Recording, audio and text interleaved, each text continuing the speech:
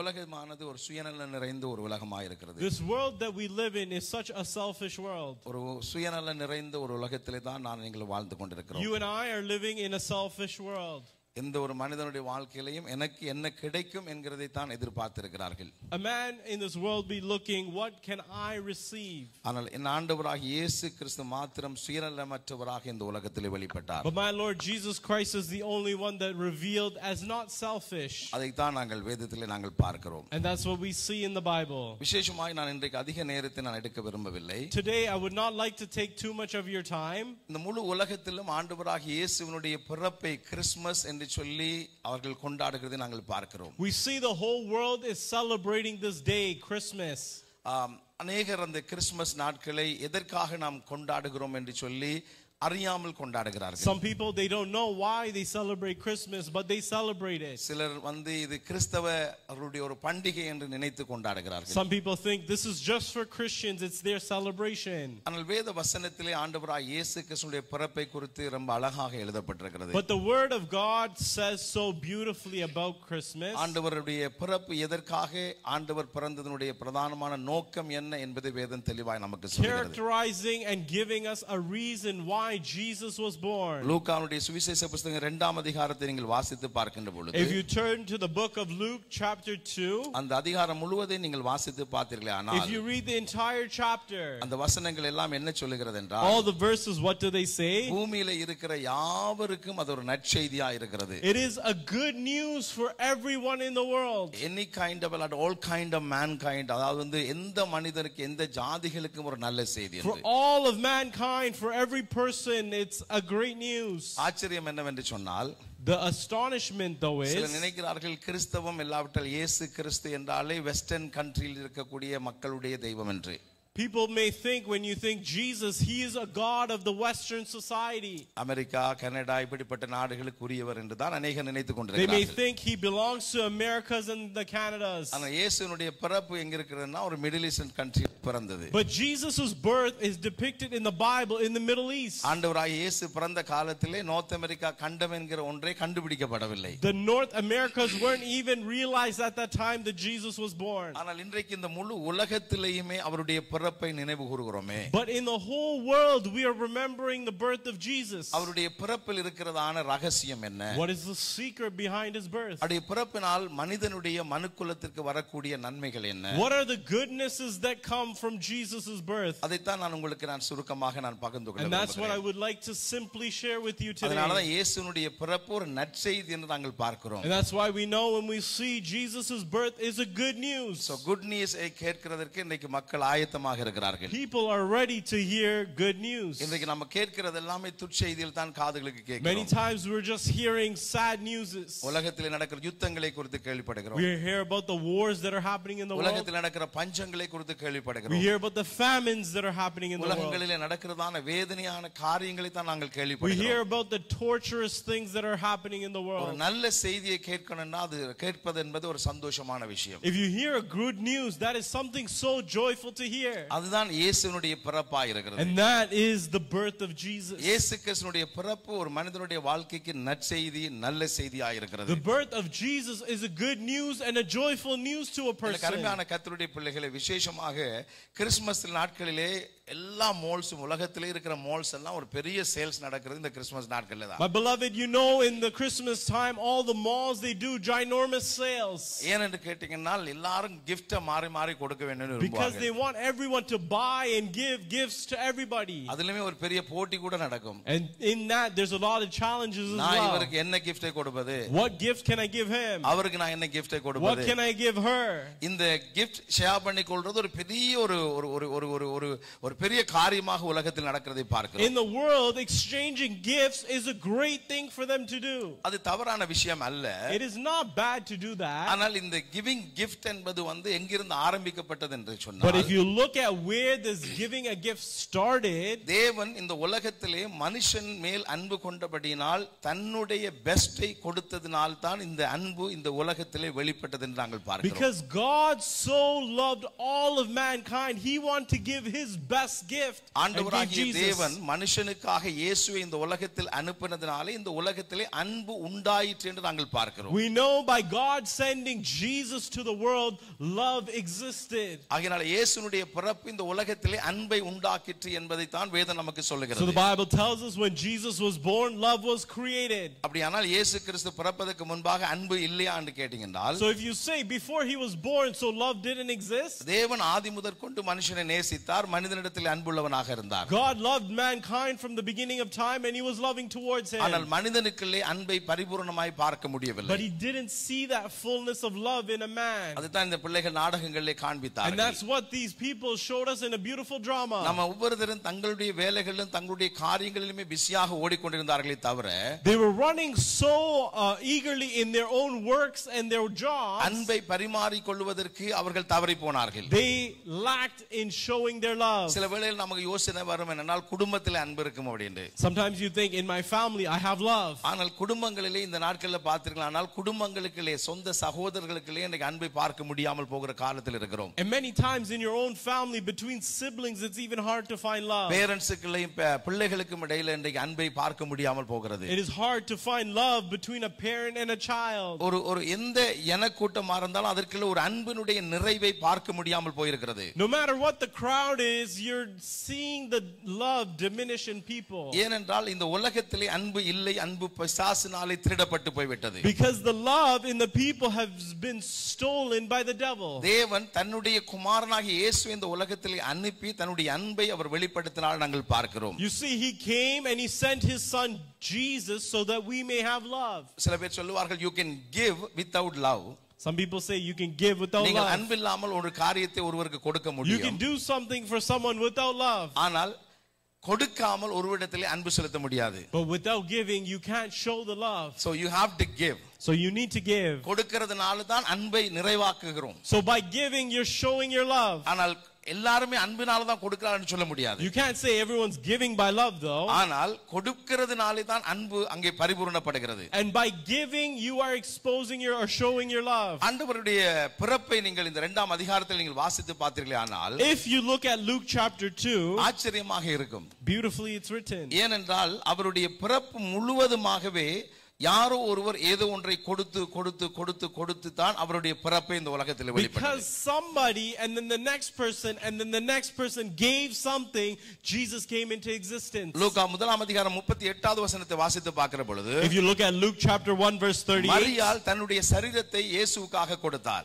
Mary gave her body for Jesus. அது மாத்திரமல்ல அவளுடைய கௌரவத்தை அவளுடைய ரெபுடேஷனை கொடுத்தாள். She gave her honor, her reputation. இது ரெண்டையும் ஆண்டவருக்கு என்று கொடுத்தாள். She gave it all for the Lord. யோசித்து பாருங்கள், திருமணம் ஆகாத ஒரு பெண், Think about it, a virgin woman ஒரு யூத கலாச்சாரத்திலே in a Jewish tradition. ஒரு பிரெக்னன்ட் ஆவது என்பது சாதாரணமான ஒரு காரியம் அல்ல. It is not an ordinary thing for her to become pregnant. நியாயப்பிரமாணத்தின்படி அவர்களுடைய மத காரியங்களின் பிரகாரமாக அப்படிப்பட்டவர்கள் கல்லெறிந்து கொல்லப்பட வேண்டும். According to the Jewish traditions and the commandments, they should be stoned to death.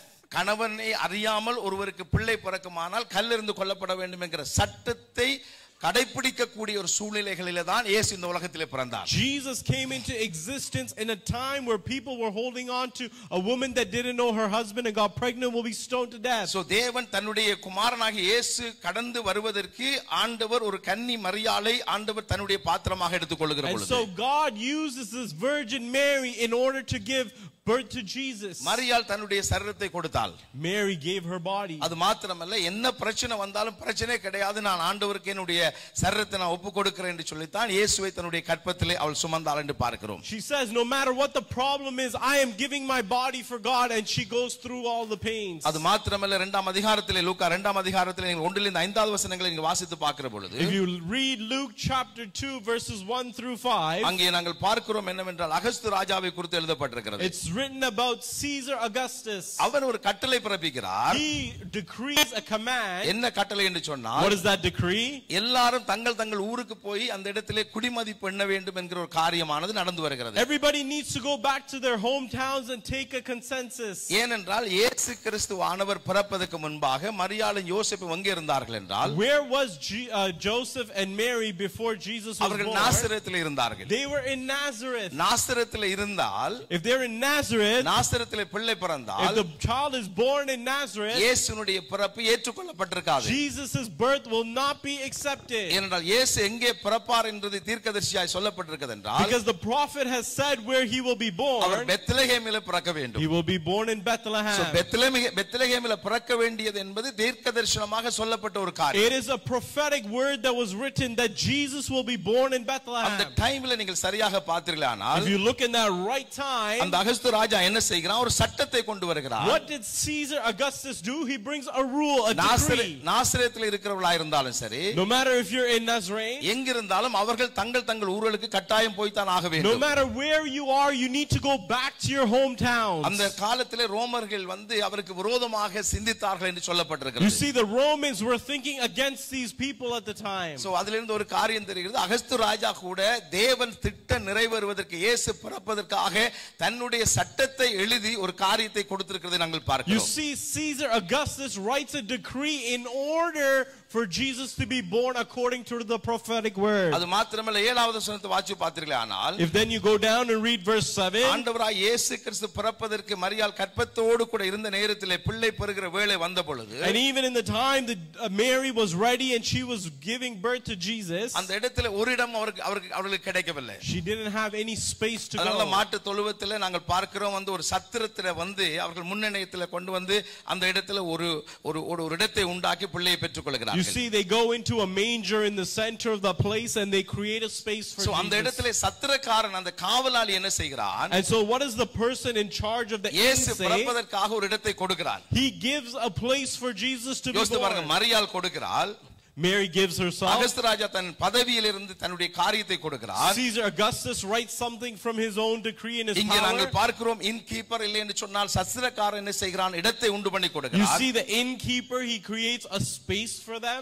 8வது அதிகாரத்திலிருந்து 8வது வசனத்திலிருந்து 14வது வசனங்களை வாசித்து If you பார்த்தீர்களானால், read verses 8 to 14, அங்கே பார்க்கிறோம், the angel of the Lord gave the proclamation of Jesus' birth. தேவ தூதர்கள் வந்து இயேசு கிறிஸ்துவினுடைய பிறப்பை குறித்து பேசுகிறதை நீங்கள் பார்க்க you see முடியும். the angels come and they proclaim the birth of Jesus. அது மாத்திரமல்ல, மேய்ப்பர்கள் வந்து தங்களுடைய சாட்சியை, கண்ட சாட்சியை சொல்லி தேவனுக்கு கொடுக்கிறதை பார்க்கிறோம். You see, next the shepherds come and they give their testimony of Jesus. So இயேசுவினுடைய பிறப்பை நீங்கள் ஆணித்தனமாக, நீங்கள் நன்றாக ஆழமாக நீங்கள் பார்த்தீர்களானால், If you truly believe and see the life of Jesus, it's all about giving.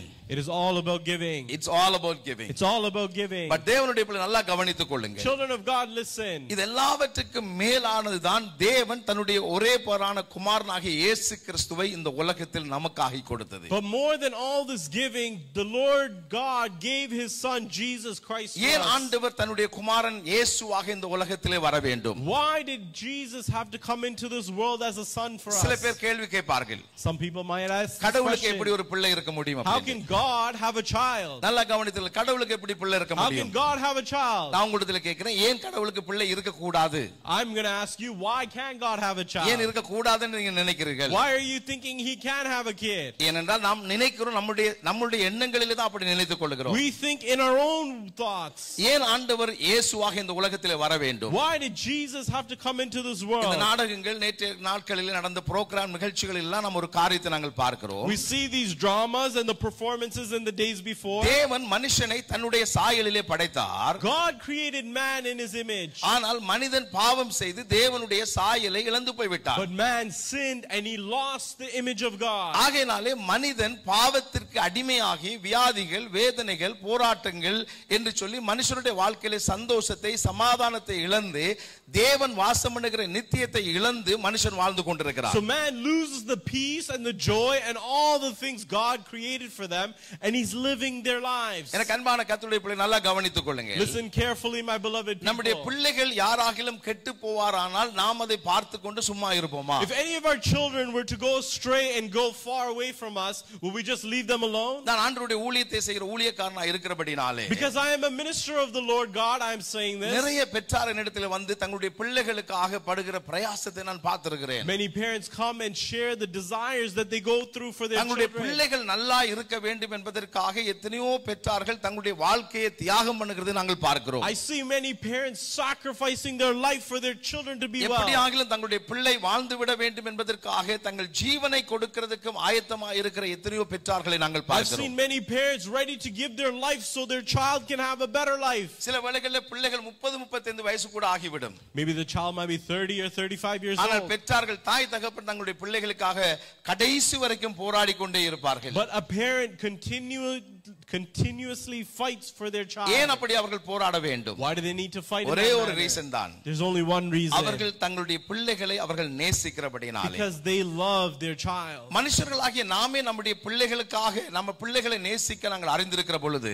As humans, when you and I just want to love our child in such a way, தேவன் நம்மளை படைத்திருப்பாரேயானால், if God has created us, வானத்தையும் பூமியையும் உண்டாக்கின ஆண்டவர் மனுஷனை படைத்திருப்பாரேயானால், if the creator of heaven and earth, தேவன் மனுஷன் அழிந்து போவதை எப்படி பார்த்து கொண்டிருக்க முடியும்? how can he watch you be destroyed? மனுஷன் தேவனுக்கு விரோதமான பாவங்களை செய்து அழிந்து தன்னுடைய வாழ்க்கையை கெடுத்துக் கொண்டிருக்கிற பொழுது தேவன் மனுஷனுக்காக என்ன செய்வார்? How can God stand when you are destroying your lives by continuously sinning? அதைத்தான் இங்கே வேதம் சொல்லுகிறது. And so the Bible says மனுஷனை மீட்பதற்காக ஆண்டவர் பல வழிகளிலே ஆண்டவர் பிரயாசப்படுகிறார். in many ways God desired to save mankind. கிட்டத்தட்ட 4000 ஆண்டுகளாக தேவன் பல வழிகளிலே பிரயாசப்படுகிறார். 4,000 plus years he tried and tried to save ஆனால் you. மனுஷனுக்கு யாராலும் விடுதலை கொடுக்க முடியவில்லை. But man couldn't get relieved at that Man time. could not able to get the deliverance. மனுஷனால் மனுஷனாலே மனுஷனுக்கு விடுதலையை கொடுக்க முடியவில்லை. Man could not give man deliverance in that time. ஆகையால்தான் ஆண்டவராகிய தேவன் தானாக இயேசு என்கிற சாயலிலே இந்த உலகத்திலே வெளிப்பட வேண்டியதாக And so இருக்கிறது. God in the flesh of Jesus Christ comes so he could save us. நான் அடிக்கடி நான் சொல்லுவேன், ஒரு எறும்புக்கு ஒரு வியாதி வந்து விட்டதுன்னு வெச்சுக்கொள்ளுங்களேன். Many times I tell you, if an ant gets a disease, ஒரு எறும்புக்கு ஒரு வியாதி வந்து விட்டால் யார் அந்த வியாதியை குணமாக்க முடியும்? who can go and help that ant? ஒரு யானை வந்துச்சுன்னா ஒரு எறும்பை குணமாக்க முடியுமா? Can an elephant come and go help this little ant? யோசிச்சு பாருங்க. Think about it. அந்த யானை என்ன செய்யும்? What can the elephant அந்த இடத்துல do? வந்து அப்படியே சும்மா நிக்கும் பொழுது எறும்பு எங்கேயோ பறந்து If விடும். it just comes and breathes, it will go somewhere else. ஒரு எறும்பை குணமாக்க வேண்டும், எறும்புக்கு உதவி செய்ய வேண்டுமானால் ஒரு எறும்பினாலே தான் முடியும். In order for an ant to be healed, an ant has to go and help an ant. மனுஷனாய் இந்த உலகத்திலே மனுஷனுடைய வாழ்க்கையில உதவி செய்வதற்கு மனுஷன் தான் முக்கியமாக இருக்கிறான். In order for a man to be helped, a man needs to come. மனிதனை தான் நாங்கள் பல கோணங்களை நாங்கள் பார்க்கிறோம். In man we see many versions. ஒரு டாக்டர் என்று சொன்னாலும் வந்து மனுஷனா தான் இருக்கிறான். If you see a doctor, it's a man. ஒரு லாயர் என்றாலும் அது மனிதனா தான் If you இருக்கிறான். see a lawyer, it's a man. ஒரு டீச்சரா இருந்தாலும் அது மனுஷனா தான் If you இருக்கிறான். see a teacher, it's a man. யாரா இருந்தாலும் மனுஷனுக்கு உதவி செய்யக்கூடியவர்கள் மனிதர்கள் தான்.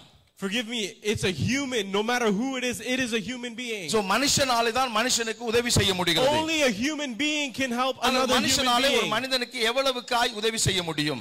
And how can another human help another வேதம் human? சொல்லுகிறது, மனுஷன் பாவம் செய்ததினாலே மனிதனுடைய வாழ்க்கை இருளிலேயும் கட்டப்பட்டவனாகவும், அதாவது மட்டுப்படுத்தப்பட்ட ஒரு நிலையில மனிதனுடைய வாழ்க்கை மாறி போய் விடுகிறது. Because humans sinned, they were limited in the life that they could live. இன்னைக்கு தனேஷ் நானும் இந்த இடத்துல நிற்கிறோம் என்றால், If me and Pastor John are here right now, if Danesh have to help me, Danesh எனக்கு உதவி செய்ய if வேண்டுமானால், Tanis had to help him, அவர் எனக்கு உதவி செய்கிறதற்கென்கிற ஒரு லிமிட்டை தாண்டி அவரால் உதவி செய்ய I முடியாது. can only help him to the limit that I have. நான் இவருக்கு உதவி செய்ய வேண்டுமானாலும் என்னுடைய லிமிட்டை தாண்டி இவருக்கு உதவி செய்ய முடியாது. If he wants to help me, he can only help to the limit that he has. பெரிய ஒரு மருத்துவராக இருந்தாலும், So no matter how big a doctor you are, தங்களுடைய நாலேஜிலே தங்களுடைய முயற்சிகளிலே பிரயாசப்படுகிறார்கள், ஒரு வியாதியஸ்தனை They குணமாக்குவதற்காக. work with the knowledge that they have, the experience that they have to help you. At the very end அவர்கள் சொல்லுகிற காரியம் என்னவென்றால், At the very end, what do they say? இனி எங்களால் ஒன்றுமே செய்ய முடியாது. There's nothing more that I or we could do. நீங்கள் கடவுளை தான் வேண்டிக் கொள்ள வேண்டும். You need to ask God for help. ஏனென்றால் மனுஷன் அந்த இடத்திலே மட்டுப்படுத்தப்படுகிறான். Because humans are limited at a point. So தேவனுடைய பிள்ளை நல்லா கவனியுங்கள். So listen carefully, my இயேசு beloved. ஏன் இந்த உலகத்திலே பிறக்க வேண்டும்? Why would Jesus have to be கடவுள் born? மனுஷனாய் இந்த உலகத்திலே எதற்காக வர வேண்டும்? Why did God have to come as man in this world? ஆண்டவர் மனுஷனை விடுதலை செய்வதற்கு தேவனை மனிதனாய் வந்தார். அவருக்கு சூட்டப்பட்ட அவர் கொடுக்கப்பட்ட ஒரு பெயர்தான் இயேசு என்று நாங்கள் பார்க்கிறோம். The name that was given for God as he came to the world as a man is Jesus. இயேசு இந்த பூமியிலே கிட்டத்தட்ட 33 வருஷங்கள் வாழ்ந்தார். For about 33 and a half years he lived on this அவருடைய earth. பிறப்பிலிருந்து மரணம் வரைக்கும், மரணத்திலிருந்து உயிர்த்தெழுதல் வரைக்கும் அற்புதங்களின் மேல் அற்புதங்களாகவே வேதம் நமக்கு From காண்பிக்கிறது. his birth to his death, and from his death to his resurrection was miracles upon miracles. அந்த 33 வருஷ காலம் இயேசு இந்த உலகத்திலே வாழ்ந்த பொழுது, In those 33 and a half years when Jesus lived, அவர் தேவனாக கடவுளாக அவர் வாழவில்லை. he didn't live as God. அவர் மனுஷனாக வாழ்ந்தார். He lived as human, as a அதனால அவர் man. தேவனுடைய குமாரன் என்று And சொல்லப்படுகிறது. so that is why he was named the Son of Man. ஏதோ அவர் சூப்பர் நேச்சுரலாகவே செயல்பட்டவர் அல்ல. It's not something he supernaturally our did. 100% ஹியூமனாக இந்த உலகத்திலே வாழ்ந்தார். 100% he was a human. நமக்கு பசி எடுத்தது போல அவருக்கு பசி வந்தது. As we get hungry, he was hungry. நம்முடைய சரீரங்களிலே வெட்டு உண்டால், காயம் வந்தால், இல்லாவிட்டால் ஒருவர் அடித்தால் நோவும் அதே மாதிரி நோவு அவருக்கு வந்தது. As we get beaten, we get wounds, we get pains. He had the same things. நமக்கு கவலை வருகிறது போல அவருக்கும் கவலை வந்தது. When the same way we get sad, he our would get sad. 100% மனிதராகத்தான் இருந்தார். 100% he was a man. ஆனால் ஒரே ஒரு விஷயம் என்னன்னு கேட்டால், But one thing, நம்முடைய வாழ்க்கையிலே நாங்கள் பாவத்தை ஜெயித்து வாழ முடியவில்லை. we could not overcome sin in our life. ஆனால் அவர் பாவத்தை ஜெயித்து வாழ்ந்தார். But he was victorious over எப்படி sin. அவரால் பாவத்தை ஜெயித்து வாழ முடியும்? How was he able to have victory over பாவ sin? சோதனை அவருக்கு வரவில்லையா? Did he not have the temptation of அவருக்கு sin? பாவ சோதனை வந்தது. He did have பல temptation. தடவை அவருக்கு பாவ சோதனை வந்தது. Many times he had ஆனால் temptation. அந்த சோதனைகளை அவர் ஜெயித்தார். But even in those tests, he ஆனால் had மனுஷனுக்கு victory. பாவ சோதனை வருகிற பொழுது But when man or humans have சில வேளை ஒன்றிலே temptation, ஜெயித்து விடுவார்கள். they win in one thing. பொய் சொல்லாம இருந்திரலாம், They cannot lie for ஆனால் one, களவெடுக்காம இருக்க முடியாம போயிடும். but they could not from not stealing. அதே மாதிரி கோபப்படாம இருந்திரலாம், They could not be angry, ஆனா மற்றவர்களுடைய பொருட்கள் மேல ஒரு இச்சை வரக்கூடியதாக இருக்கும். but they could have a pride or lust so for someone ஏதோ else's ஒன்றிலே things. ஜெயம் எடுத்தார்கள், எல்லாவற்றிலும் ஜெயம் எடுக்க In முடியவில்லை. one thing they had victory, but in everything they did அதனால not. தான் இங்கே பேசுற என் முதற் கொண்டு யாவரும் இந்த உலகத்தில் இருக்கிற எல்லா மனிதனும் ஏதோ ஒரு இடத்துல ஏதோ ஒரு விஷயத்திலே அவர்கள் தோற்று போய் கொண்டு தான் இருக்கிறார்கள். From me to everybody in this world, if you take and examine them, they have lost எந்த ஒரு பெரிய somewhere. மகானோடு நீங்கள் பேசி பார்த்தீர்களானாலும், No matter how much people you speak to, நீங்கள் பேசுகிறதான நம்புகிறதான ஒரு பெரிய தலைவர் என்று நினைக்கக்கூடிய ஒரு பெரிய தலைவராக இருந்தாலும், even if you talk to the greatest leaders of the world, அவருடைய வாழ்க்கையில கூட அவர் வந்து சில விஷயங்களை தவறி இருப்பார். in some place they would have made an error. ஆனால் வேத வசனம் சொல்லுகிறது, But the word of God says, உலகத்தினுடைய அதிபதியாகிய சாத்தான் என்னிடத்தில் வருகிறான் என்று இயேசு சொல்லுகிறார். Jesus says the holder of the world is coming to me. The tempter அந்த பிசாசானவன் வருகிறான். The tempter of the world is coming to me. The ஆனால் அவர் deceiver. என்னிடத்தில் இருந்து எடுத்துக்கொள்கிறதுக்கு என்னிடத்தில் அவனுக்கு ஒன்றும் இல்லை என்றார். He has nothing that he can take from our me. பாவத்தை ஜெயித்து வாழ்ந்தார். Because he has overcome So sin. எப்படி அவர் பாவத்தை ஜெயித்து வாழ்ந்திருக்க முடியும்? How did he live to overcome சில பேர் sin? நீங்க கேட்கலாம், பாஸ்டர் ஒருவருமே அப்படி வாழல, இயேசு மாத்திரம் எப்படி அப்படி வாழ்ந்திருக்க You முடியும் can என்று. say nobody lived like that. How did Jesus நல்லா live? கவனிங்கள். Think and listen அதற்கு carefully. தான் அவருடைய பிறப்பானது முக்கியமானது. That's why his birth is very important. என்னுடைய DNA டெஸ்ட் பண்ணி பார்த்தீர்களானால், If you test my DNA, என்னுடைய அப்பாவுடைய ரத்தம் வரும் அதிலே. my dad's blood will come in there. கணேசனுடைய DNA எடுத்து If you பார்த்தீர்களானால், take a Tanis's DNA, கணேசனுடைய அப்பாவுடைய DNA அங்க வருகிறது. my father's DNA will come in So the there. generation ஆக ஒரு காரியம் வந்து கொண்டிருக்கிறது. Generation after generation, ஆனால் you have a இன்றைக்கு pattern. இயேசுவினுடைய DNA டெஸ்ட் எடுத்து பார்த்திருந்தால், But if you take Jesus's DNA test, எல்லாரும் தலையை போட்டு சொரிஞ்சிருப்பாங்க. everyone will scratch their heads. யாருடா இவருடைய தகப்பனா இருக்கார்? Who is his father? இவருடைய தகப்பன் யாரு? Who is his father? யோசேப்பை கொண்டு வந்து செக் பண்ணி They பார்த்திருப்பாங்க. come and check Joseph. யோசேப்புடைய DNA கிடையாது இது. It's not Joseph DNA. யாருடைய DNA யா இருக்கும்? Whose DNA is உலகத்துல this? யாருடைய DNA இயேசுவுக்கு பொருந்தும்? Whose DNA in the world can fit Jesus? ஒருவருடைய DNA பொருந்தாது. Not one person. ஏனென்று கேட்டால், You know why? அவர் தேவனால் இந்த உலகத்திலே படைக்கப்பட்டவராக Because இருக்கிறார். he was created by So God in this God world. is the Father. God is the source for his birth. அவருடைய பிறப்புக்கு காரணகர்த்தர் இயேசுவாக இருக்கிறார். The கர்த்தராக இருக்கிறார். reason for Jesus' birth is God and God alone. ஆகையால் நல்லா கவனிச்சுக்கொள்ளுங்க. So listen carefully, my என்னுடைய beloved. சந்ததி, என்னுடைய தகப்பனாருடைய, என்னுடைய DNA வந்து என்ன சொல்லுகிறது? My DNA, what is it saying? என்னுடைய தகப்பனார் சில பாவத்தை My செய்திருப்பார். father have made some sins. So நானும் அதே பாவத்திலே நானும் என்ன செய்கிறேன்? இழுக்கப்படுகிறேன். Now I in my life are going to be exposed to that sin. என்னாலே பாவத்தை ஜெயிக்க முடியவில்லை. I can't get out of that ஆனால் sin. இயேசுவுக்கு அதே பாவ சோதனை வருகிற பொழுது But when Jesus has that same temptation, அவரால் தைரியமாக அந்த பாவத்தை ஜெயிக்க முடிகிறது. he can boldly overcome it. இதுதான் நமக்கும் அவருக்கும் உள்ள வித்தியாசமாக That இருக்கிறது. is the greatest difference between இந்த God and உலகத்திலே us. ஆதாம் என்கிற ஒரு மனிதன் முதலாவது படைக்கப்பட்டார் என்று பார்க்கிறோம். You see, man, Adam, the first man created, So was in the ஆதாமுக்கு world. யாரு தகப்பனா இருக்கிறான்? He is the father of Adam. இது இன்று வரைக்கும் இருக்கிற பெரிய ஒரு கேள்வி. This is a greatest question that everybody முட்டையில has. இருந்து கோழி வந்துச்சுதா, கோழியில இருந்து முட்டை வந்துச்சுதா? Did the egg come before the chicken or the chicken come before the சொல்லுங்க, egg? நீங்களே சொல்லுங்க, கோழியில இருந்து முட்டை வந்துச்சா, முட்டையில இருந்து கோழி You வந்துச்சா? tell me, the egg or the chicken? சில பேர் சொல்லுங்க, பாஸ்டர் இல்ல பாஸ்டர், முட்டையில தான் கோழி Some வந்திருக்கு. people say, no, pastor, it's from the egg. சில பேர் சொல்லுங்க, கோழியில தான் And வந்துச்சு. some people say, no, pastor, it's from நீங்க the என்ன chicken. வேணாலும் சொல்லிக் கொள்ளுங்க. Say whatever you ஆனா want. ஆதாம் எங்க இருந்து வந்தான்னு எனக்கு தெரியும். I know where Adam came from. ஆதாமை தேவன் தன்னுடைய சாயலிலே படைத்தார். God created Adam in his உற்சாகமாய் கரங்களை தட்டி image. கர்த்தரை Clap your hands for the Lord. So ஆதாமுக்கு பயாலஜிக்கலியா இந்த உலக பிரகாரமான ஒரு தகப்பன் கிடையாது. Biologically in this world, Adam doesn't have a father in this world. ஆண்டவர் ஆதாம் தனிமையாக இருப்பது நல்லதல்ல என்று கண்டு கூட God even saw that it is not good for Adam to ஆதாமிலே be இருக்கிற alone. ஒரு விலா எலும்பை எடுத்து தான் ஆண்டவர் மனுஷியை And உண்டாக்கினார். so God takes a rib from Adam and he creates a woman for அந்த him. மனுஷிக்கு தான் ஆண்டவர் ஏவாள் என்று பெயர் And கொடுத்தார். so her name is Eve. So ஏவாளுக்கு யாரு தகப்பன் அப்படின்னு பாத்தீங்கன்னா, Who's the father of Eve? ஆதாம் தான் தகப்பன். It is Adam.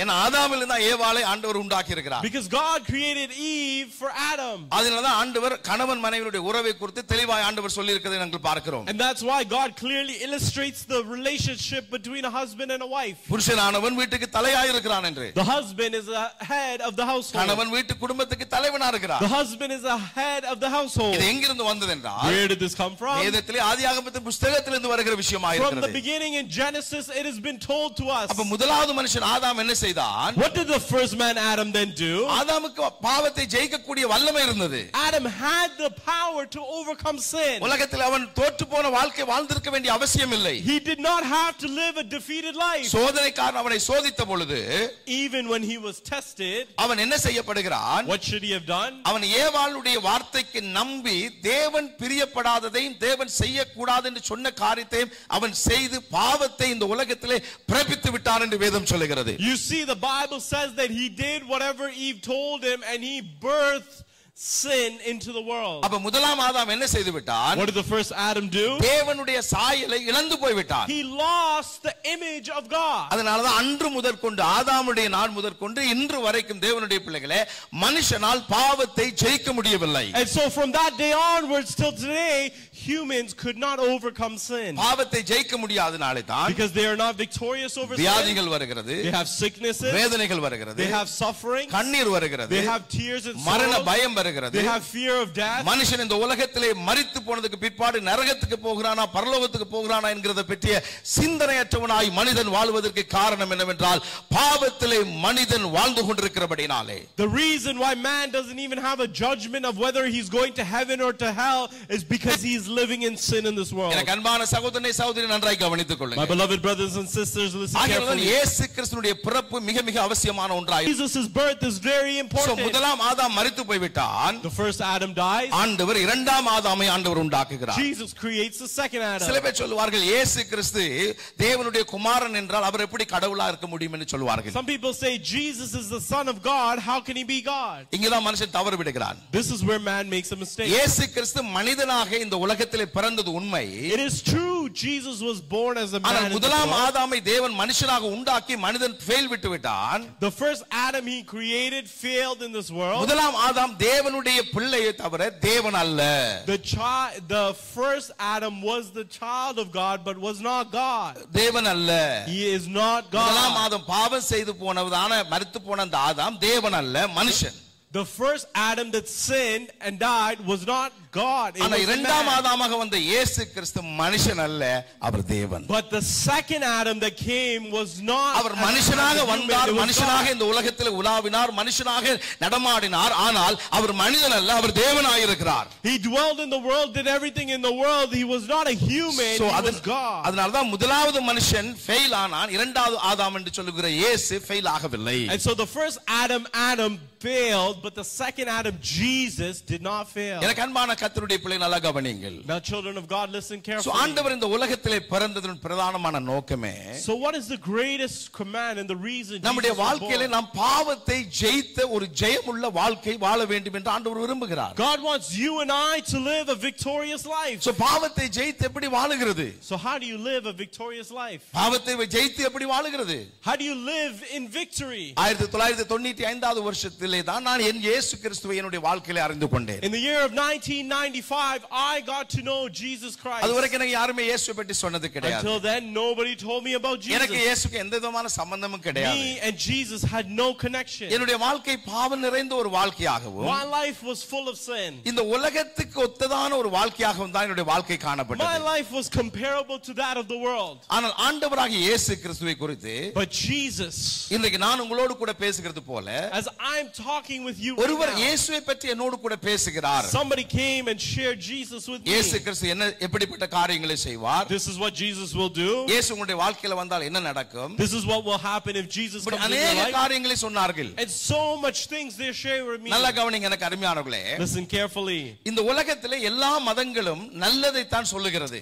All religions, they share good things. Even Hinduism எடுத்தாலும் சரி, Even if you take Hinduism, Buddhism எடுத்தாலும் சரி, even if you take இஸ்லாமத்தை Buddhism, எடுத்துக்கொண்டாலும், even if you take Islam, எல்லா மதமுமே நல்லது தான் சொல்லுகிறது. no matter what religion you take, they நீ teach நல்ல you. வழிகளில் வாழ வேண்டும் என்று தான் நமக்கு கற்றுக் கொடுக்கிறது. They teach you do good. அதனால I really respect every religion-ஐ நான் மதிக்கிறவனா இருக்கிறேன். That's why I respect every religion. ஏனென்றா எல்லா ரிலிஜன்ஸும் நமக்கு நல்லது தான் சொல்லிக் கொடுக்குது. Because every religion teaches us good things. எந்த ஒரு ரிலிஜனும் போய் பாவம் செய்யணும்னு சொல்லிக் கொடுக்கல. No religion tells you go and sin. எந்த ரிலிஜனும் போய் களவிடுன்னு சொல்லிக் கொடுக்கல. No religion tells you go and steal. இன்னொருவனை போய் கொலை செய்யன்னு சொல்லல. No religion says go and kill somebody. ஆனால் மனுஷன் தான் அதை செய்து கொண்டிருக்கிறான். But man is doing that. இப்ப இயேசுவை பற்றி ஒருவர் எனக்கு சொல்லுகிற பொழுது, If so, somebody tells me about Jesus, அதே எனக்கு அவர் சொல்லுகிற பொழுது நானும் அதை ஏற்றுக்கொள்கிறது எனக்கு ஒரு பெரிய விஷயமே கிடையாது. there's no greater thing for me than to accept it. இயேசு நல்லபடியா வாழுங்கன்னு தான் சொல்லுகிறார்.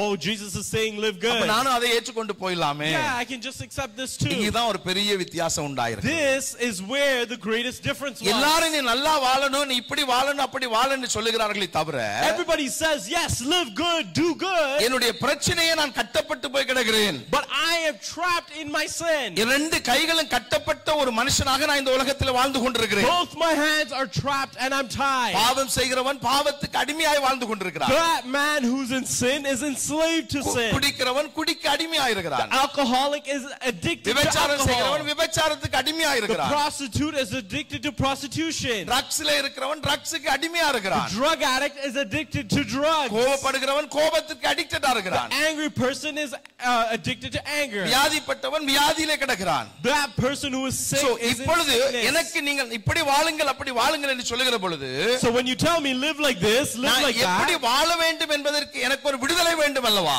first I need a deliverance from my sin. நான் சிறைச்சாலையில இருக்கும் பொழுது, When I was in jail, நீ போய் உலகத்திலே போய் நீ என்ன செய்யாத, இப்படி செய்யாத, அப்படி செய்யாதன்னு சொல்லி கேள்விப்படுகிற பொழுது, நான் சிறைக்குள்ளே அதை எப்படி செய்ய முடியும்? how can I go and do something in the world when I'm in jail and you tell me don't do நான் this and சிறையிலிருந்து that? விடுதலை பெற வேண்டும். First I need to get out of jail. அங்கேதான் ஆண்டவராய் இயேசு கிறிஸ்து கடந்து And வருகிறார். so Jesus comes in that எனக்கு place. அருமையான தேவனுடைய பிள்ளைகள், ஆண்டவராய் இயேசு கிறிஸ்து சொல்லுகிறார், Jesus Christ comes and says, நான் இந்த உலகத்திலே வந்தது கட்டுண்டவர்களை விடுதலையாக்கும்படியாக. I have come to release those who are in bondage. மனுஷன் பாவத்தில் கட்டப்பட்டிருக்கிறான். Man is bonded in sin. மனுஷன் பாவத்திலே கட்டப்பட்டு போய் கிடக்கிறான். Man is bonded in sin. நான் 15 வயசிலே குடிக்கு அடிமையான அடிமையானவன். At the age of 15, I was addicted to alcohol. 21 வயசா இருக்கிற பொழுதுதான் என் ஆண்டவராய் இயேசு கிறிஸ்துவை குறித்து நான் கேள்விப்படுகிறேன். At the age of 21, I hear about the Lord Jesus Christ. எனக்கு நிறைய நண்பர்கள் இருந்தார்கள். I have a lot of friends. அதுல என்னுடைய ஒரு நல்ல நண்பர் இருந்தார். One of my very close friends. அவர் ரொம்ப ஒரு கெயின் ஸ்மோக்கரா இருப்பார். He was a chained smoker. எப்ப பார்த்தாலும் சிகரெட் தான் இருப்பான். One after the next, he's always smoking. என்னுடைய வாழ்க்கையில இயேசு வந்த உடனே, when Jesus came in my life, நான் இயேசுவை என்னுடைய வாழ்க்கையில ஏற்றுக்கொண்ட உடனே, when I accepted Jesus, எனக்குள் நடந்த மாற்றத்தை தான் நான் பார்த்தேன். I saw the change in my life. என்னுடைய வாழ்க்கை மாறிவிட்டது. My life changed. என்ன மாற்றம் நடந்தது? What changed? எதை நான் குடித்துக் கொண்டிருந்தேனோ குடிக்க முடியவில்லை. What I was drinking, I could not drink anymore. எந்தெந்த பாவங்களை நான் செய்து கொண்டிருந்தேனோ அதை நான் செய்ய முடியவில்லை. Whatever sins I was committing, I could not do anymore. முதலாவது என்னுடைய வாழ்க்கையில நான் விடுதலை பெற்றவனாக நான் உணர ஆரம்பித்தேன். First, I realized I was released from my slavery. நான் சொல்லல என்னுடைய வாழ்க்கையில எல்லாம் வந்து விட்டது நான் சொல்லல.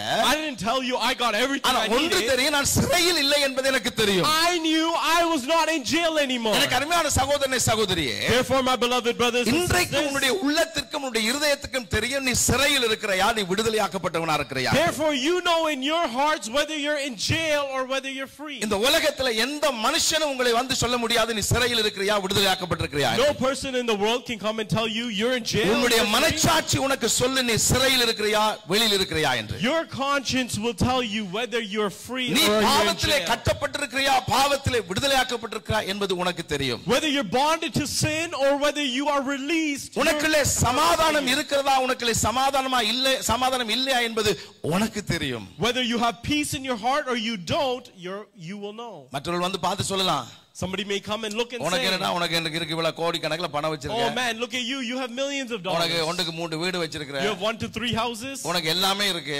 you have everything. நீ ஒரு லக்கி பர்சன் தான். you are very lucky. ஆனா இவன் தனக்கெல்லாம் சொல்லி சொல்லுவா. but he is telling himself, நான் வாழ்ற வீடே நமக்கு சொந்தமானது கிடையாது. even the house I live in is not even mine. என் வீட்ல என் வைஃபை பார்க்கவே முடியல இல்ல. I can't even see my wife in my house. இரவுல தூக்கி கல்ல போட்டுருவாளான்னு யோசிக்கணும். I'm thinking, is she going to drop a stone while I'm sleeping? பிள்ளைன்ற பிரச்சனை எனக்கு தான் தெரியும். only I know the headache. நான் யார்கிட்ட போய் சொல்ல முடியும்? who can I go tell? so he himself only know about his situation. only you know about your situation.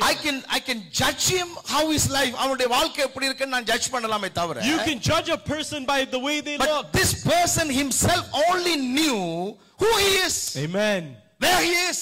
amen. what is really happening on his life. yes. ஒவ்வொரு மனுஷனுடைய வாழ்க்கையிலும் நீ யாரா இருக்கிறாய் என்பது உனக்கு தெரியும் பிரியமானவர்களே. only you know where you are in your life. என்னுடைய வாழ்க்கையில இயேசு வந்த பொழுது, when Jesus came in my life, எனக்குள் இயேசு வந்த பொழுது நடந்தது, when Jesus came into my life, என்னுடைய வெளி காரியங்களை மாற்றவில்லை, forget all the externals of my life, என் உள்ளான வாழ்க்கையிலே பெரிய மாற்றம். my inner man, I had a huge change. என் உள்ளான மனுஷன் விடுதலையாக்கப்பட்டான். my inner man was released. ஒரு பெரிய நம்பிக்கை வந்தது.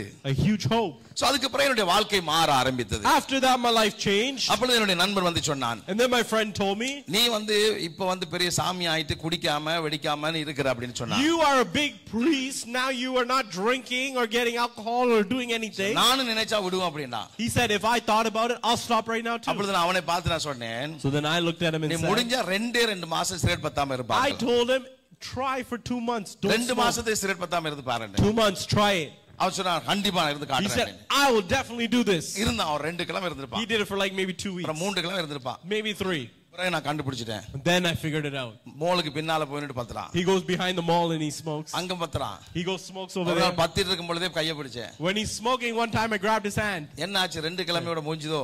what happened? 2 weeks, that's it. he gave me ஒரு விதமான லுக் கொண்டு கொடுத்துட்டு போயிட்டான். he gave me like this deadly stare. ஹalleluya சொல்லுங்க பார்க்கலாம். amen. ஏன் தெரியுமா? you know why?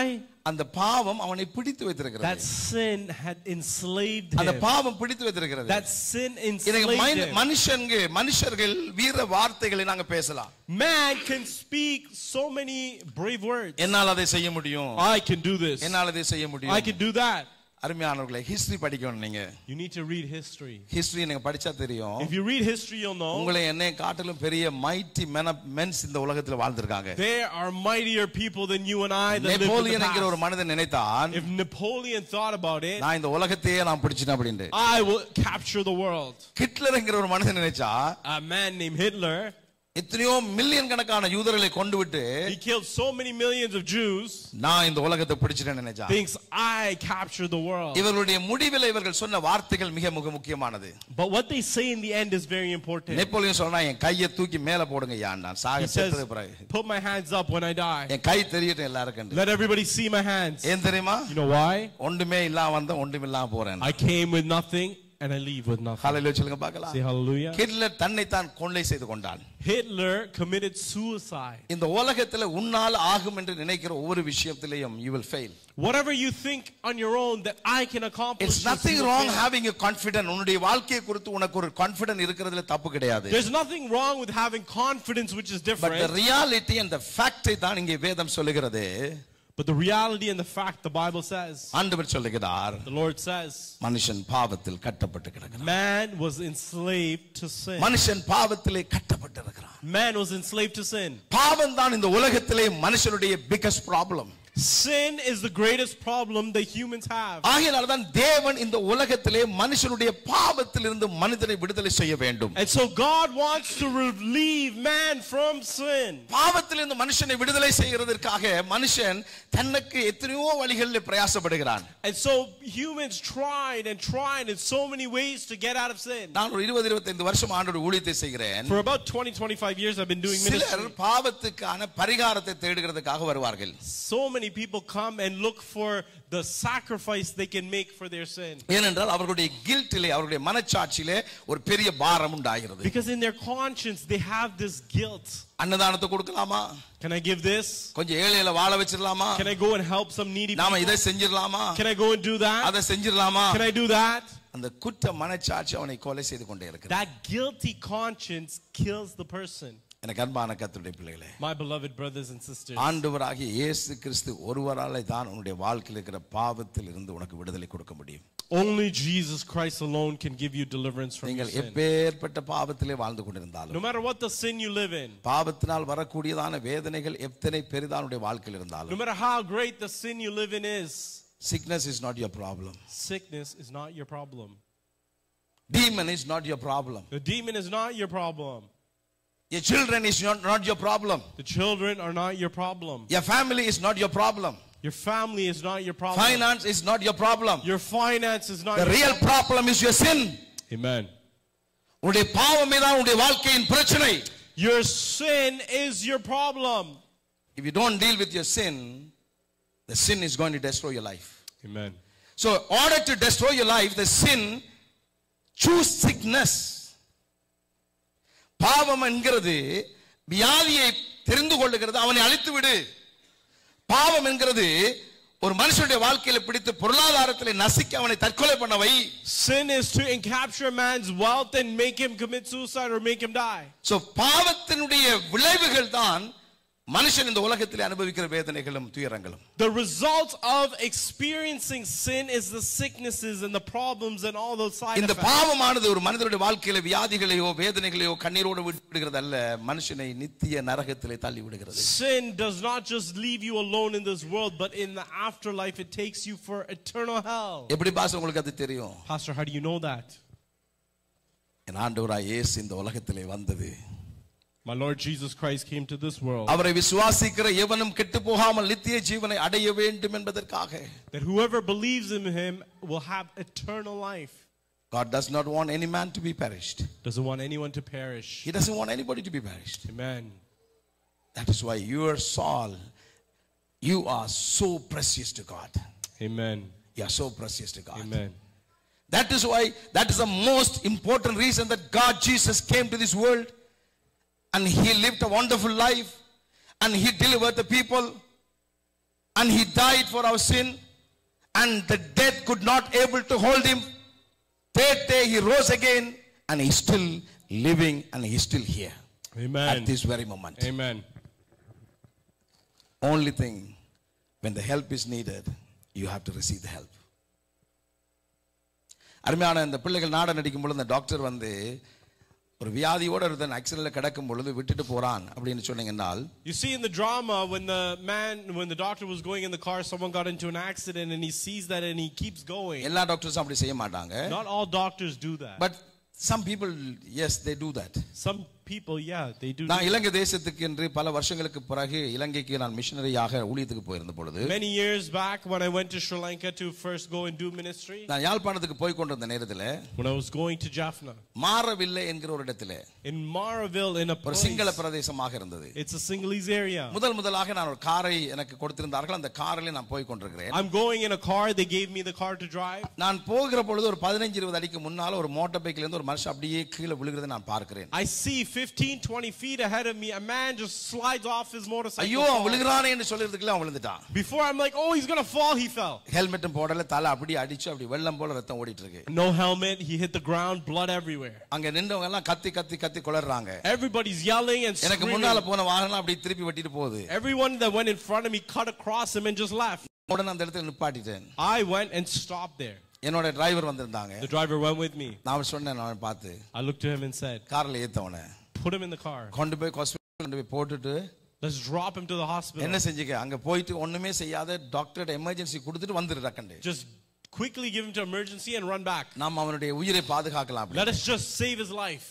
அந்த ரத்தத்தோட அந்த மனுஷன் அப்படியே அந்த வாகனத்துக்குள்ள ஏறுகிறான். The man's coming with blood everywhere. Full of blood. There's blood everywhere.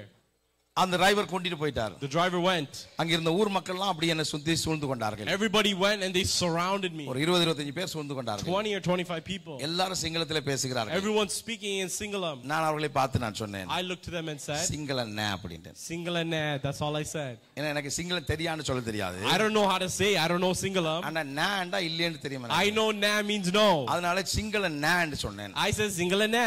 அவங்க எல்லாரும் சிரிக்க ஆரம்பிச்சிட்டாங்க. They all started laughing at me. சிங்களண்ணே Singalanne அப்படினு சொல்ல ஆரம்பிச்சவங்க. Everybody that said உடனே கேட்டாங்க, யாப்பானே? Yalpane? Tamil? Jaffna? Tamil? அவங்க என்னை பார்த்து அப்படியே ஒரு 15-20 நிமிஷம் அவங்க வந்து என்னை தூக்கி வைத்து ஒரு தமிழ்ல ஒரு சிங்களவனுக்கு வாகனத்தை கொடுத்து ஏத்தி இப்படி ஒரு மனுஷன் ஹெல்ப் பண்ணுவானா தெரிஞ்சப்பா, ஒரு ஆள் கோப்பி கொண்டது, ஒரு ஆள் அது கொண்டது, இது கொண்டது, என்ன ஒரு கிங் மாதிரி வச்சிருந்தார்கள். They're like, this Tamil man helping a Sinhalese man in this place, they're just treating me like a king, giving me everything I need. எனக்கு தெரிந்த சிங்கள வார்த்தைகள் எல்லாம் பேசி கொலையே செய்து விட்டேன். With all the Sinhalese words I know, I spoke to them and I killed them. சந்தோஷம் என்னன்னு கேட்டால், but you know the joy that they had? The way they have treated. Amen. The joy that they treated me. எனக்கு பாஷை தெரிய வேண்டிய அவசியம் இல்லை. I don't need to know the language. மொழி தெரிய வேண்டிய அவசியம் இல்லை. I don't need to know the culture. அந்த மனுஷன் ஆபத்துல இருந்த நேரத்தில் the man was in need. அந்த மனுஷனுக்கு ஒரு உதவி தேவைப்படுகிறது. He needed help. இதுதான் இயேசு செய்தார். That's what Jesus did. இயேசு ஏன் நமக்கு வேணும்னால், if you want Jesus, you are in crisis. Amen. You are in problem. You are in a crisis. You have a problem. You are in need. You have a need. உனக்கு தேவை இருக்குன்னு உனக்கு தெரியும். You know you have a need. உன்னுடைய உள்ளத்துல ஒரு பெரிய தேவை இருக்குன்னு அவருக்கு தெரியும். You know in your hearts you have a great need. அவர் அவைலபிளா இருக்கார். He is available. He is still available. He is still available. Still available. Still available.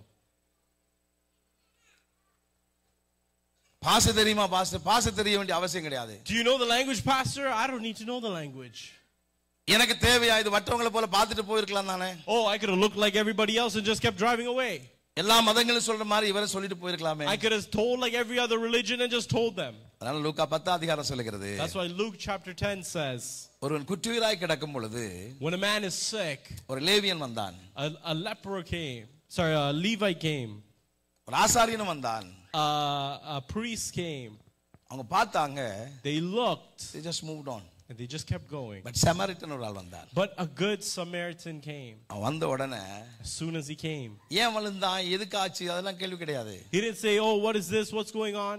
He didn't ask any questions. தன் மேல தூக்கி போட்டார். He took him upon himself. அவனுடைய எண்ணெய், அவனுடைய வேதனைகள், அவனுடைய காயங்களுக்கு எண்ணெய் வார்த்தார். He put oils for his wounds.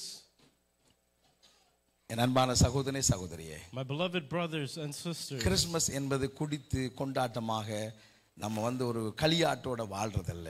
Christmas is not a celebration to get drunk and celebrate. We should celebrate ஒரே ஒரு ரீசனுக்காக. We have to celebrate one and one only reason. தன்னுடைய அன்பு கரத்தை நமக்கு நீட்டுவதற்காய் தேவன் இந்த உலகத்தில் வந்தார். God gave his loving hand to save us. அவருடைய அன்பு கரம், his loving hand, இன்றைக்கு இந்த மாலை வேளையில, in this evening time, அவருடைய அன்பு கரம் உங்களுக்காய் ஆயத்தம். his loving hand is ready for you. இந்த இடத்துல ஒரு மனுஷன், If one person, இந்த இடத்துல ஒரு மனுஷி, if one woman, உன்னுடைய காயத்தை ஆண்டவர் கட்டுவதற்கு நீ இடம் கொடுத்து விட்டால், if you give room for God to mend your wounds, பரலோகமே பெரிய சந்தோஷம் உண்டாகும். all of heaven will rejoice. நாம் எழுந்திருந்து ஜெபிக்கலாம். Let us all stand to pray. ஆண்டவருடைய சமூகத்தில் உங்களை ஆராய்ந்து பாருங்கள். Examine yourselves in the presence of ஏதோ God. ஒரு காரியத்தில் உங்களுடைய உள்ளம் இன்றைக்கு காயப்பட்டு கொண்டிருக்கிறது. Your heart may be broken in some way or form. நான் உங்களை முன்னுக்கு நான் அழைக்க வரவில்லை. I have not come to call you forward. ஆனால் உங்களுடைய உள்ளத்திலே நீங்கள் ஆண்டவரை கூப்பிடுங்கள். But ask God in your hearts. இயேசுவே என்னுடைய உள்ளத்திலே வாரும் என்று சொல்லுங்கள். Jesus, come into my heart. அவரை உங்களுடைய உள்ளத்திலே விசுவாசியுங்கள். Believe in your hearts. உங்களுடைய உள்ளத்திலே அவரை நம்புங்கள். Believe in your hearts. அவர் நிச்சயமாகவே உங்களுக்கு பதில் கொடுப்பார். Truly he will give you a அவர் உங்களுடைய response. உள்ளத்திலே அவர் பெரிய ஒரு விடுதலை கொடுப்பார். He will give you a great deliverance. எத்தனை பேர் சொல்றீங்க ஆண்டவராய் இயேசுவுடைய பிறப்பை நான் அர்த்தமுள்ளதாய் மாற்றிக் கொள்ள விரும்புகிறேன்? How many of you can believe that he has made your life into a blessing? How many of you into a want reason? to? எத்தனை பேருக்கு விருப்பம் இயேசு வந்ததனுடைய பிரதானமான நோக்கத்தை உங்களுடைய வாழ்க்கையில நீங்கள் அதை பயன்படுத்திக் கொள்ள பிரதிபலிக்க விட கொடுக்கிறீர்கள்? How many of you want to have that எல்லாரும் Jesus கண்களை in your மூடுவோம் life? ஆண்டவருடைய சமூகத்திலே. Let's all lift our hands together. கரங்களை உயர்த்தி ஆண்டவரை பார்த்து சொல்லுங்க. Lift your hands and say to God, உங்களுடைய பிறப்பை நான் மீனிங்ஃபுல்லாக என்னுடைய வாழ்க்கையில் அர்த்தமுள்ளதாய் மாற்ற விரும்புகிறேன். Lord, I want to make your birth meaningful. எங்கிருந்தாலும் சரி கரங்களை உயர்த்தி No matter where you are, lift your hands. ஆண்டவரை பார்த்து சொல்லுங்கள், ஆண்டவரே Look to God and say, இந்த God, உலகத்திலே வந்தது என்னை வெளிச்சத்துக்கு கொண்டு வருவதற்காக. you have come to bring me into the light. எனக்கு ஒரு ஆசீர்வாதத்தை கொண்டு வருவதற்காக. To bring me a blessing. எனக்கு ஒரு நன்மையை கொண்டு To வருவதற்காக. bring me a goodness. இந்த ராத்திரி பொழுதிலே என்னுடைய உள்ளத்திலே வாரும் ஆண்டவரே. God, come into my life in this என்னுடைய evening பாவத்தை time. எனக்கு மன்னித்த ஆண்டவரே. Forgive me of my sin. என்னோடு வந்து வாசம் பண்ணும் ஆண்டவரே. Come and live with me, God. இருளில் இருக்கிற என்னை வெளிச்சத்திலே நீர் நடத்துவீராக. Lord, lead me into the light. ஒவ்வொரு Lord God. பிள்ளைகளை ஆண்டவரே நீர் ஆசீர்வதிக்கும்படியாய் நான் ஜெபிக்கிறேன். Lord, bless every person. ஆண்டவரே இருளில் இருக்கிற ஜனங்கள் இன்றைக்கு ஒரு வெளிச்சத்தை காண்பார்களாக. Lord, those in the darkness, let them see ஒரு the light. வெளிச்சத்தை காண்பார்களாக. Let them see in the light. ஒவ்வொரு பிள்ளைகளுடைய வாழ்க்கையில வந்து வெளிச்சம் உதிக்கட்டும் ஆண்டவரே. Lord, let your light shine in இதோ every person. ஆண்டவரே இருளிலிருந்து ஜனங்கள் பெரிய வெளிச்சத்தை கண்டார்கள் என்ற வார்த்தையின்படியே As the word says, in the darkness the people saw a great இந்த ராத்திரி light. பொழுதில் உம்முடைய பிள்ளைகள் ஒவ்வொருவருடைய வாழ்க்கையிலும் ஆண்டவரே In every உம்முடைய person's பிறப்பு life ஆண்டவரே in this வெளிச்சத்தை night, கொண்டு வருவதாக. Let your birth bring a great light. இயேசுவின் நாமத்தினால் ஜெபிக்கிறேன் பிதாவே. In Jesus' mighty name we pray. Amen. Amen. கரங்களை தட்டி கர்த்தருடைய Clap your hands நாமத்தை for the மகிமைப்படுத்துவோம். Lord. ஹalleluya. Hallelujah. ஹalleluya. Hallelujah. இந்த நேரத்தில் நாம் சிலருக்காக நான் ஜெபிக்க விரும்புகிறேன். Right now I would like to pray for several people. அதுக்கு பிற்பாடு எல்லா குழந்தைகளுக்கும் விசேஷமாய் 13 வயசுக்கு உட்பட்ட குழந்தைகளுக்கு ஒரு gift இருக்கிறது. For those of you who are within 13 years old, I have a small gift for you. நீங்க வந்து ஹை ஸ்கூல் போக முதல்ல எலிமெண்டரி ஸ்கூலுக்கு போற பிள்ளைங்க கிரேட் 8 வரைக்கும் படிக்கிற பிள்ளைகளுக்கு gift இருக்கிறது. If you're within grade 8 before you go to high school, so if you're grade 8 or under, அதுக்காக வந்து சொல்றல யாராவது வந்து பாஸ்டர் நானும் கிரேட் 8 தான் படிக்கிறேன் எனக்கு 40 வயசுன்னு சொல்லிடுறேன்.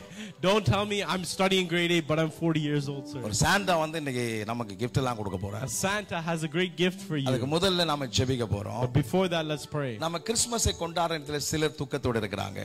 Some of us are celebrating Christmas, but சிலர் some of யோசிச்சு us are பாருங்க going through இன்னைக்கு a sorrow. சிறைச்சாலைகள்ல சிலர் போய் இருக்காங்க. Some of them are in jail. சிலர் சிறைச்சாலை இருக்கிறதுனால அவங்களுடைய குடும்பத்துல சந்தோஷம் இல்ல. There's no joy in their homes because they're in jail. சிலருடைய வாழ்க்கையில வியாதினால வைத்தியசாலைகள் அனுமதிக்கப்பட்டிருக்காங்க. Some people are in sickness because they're in the hospital. ஆகையால இன்னைக்கு ஒரு கூட்ட ஜனம் தேவையோடு தான் இருக்கிறது.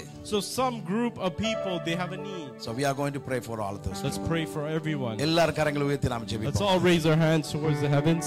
நேசிக்கிறங்க நல்ல ஆண்டவரே இந்த நேரத்திலே சுவாமி Loving Father God, we thank you for this time. நாங்கள் சந்தோஷமாய் உம்முடைய ஆண்டவரே பிறப்பை கொண்டாடுகிற இந்த நேரத்திலே As we celebrate your birth in joy, சந்தோஷமாக இந்த ஆண்டவரே உம்முடைய பிறப்பை கொண்டாட முடியாதபடிக்கு சிறைச்சாலைகளிலேயும் வைத்தியசாலைகளிலேயும் வியாதிகளிலேயும் வேதனைகளோடும் இருக்கிற ஜனங்களுக்கு ஆண்டவரே உம்முடைய வெளிச்சம் அவர்கள் மேல் உதிக்கும்படியாய் நான் ஜெபிக்கிறேன் ஐயா. Lord, let your light shine upon those who are in jail or in sickness or any sort of suffering.